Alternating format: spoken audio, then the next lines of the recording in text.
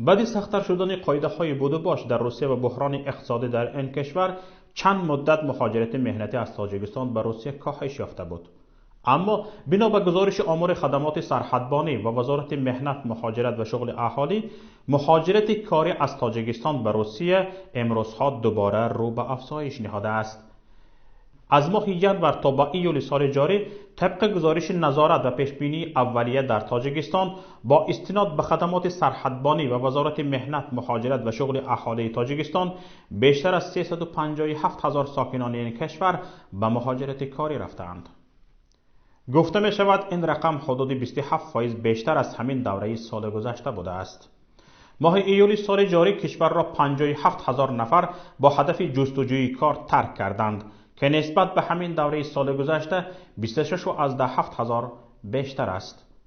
گفتنی است سال گذشته مهاجرت مهنتی از تاجیکستان 10% کاهش یافته بود. در همین حال رسانه‌های روسی با استناد به خدمات سرحدبانی روسیه گزارش می‌دهند که در نیم ساله اول سال جاری به روسیه 524,000 نفر برای دریافت کار وارد شده‌اند. در حال حاضر در روسیه طبق اطلاع گوناگون از 1 تا 2 میلیون شهروندان تاجیکستان به سر میبرند.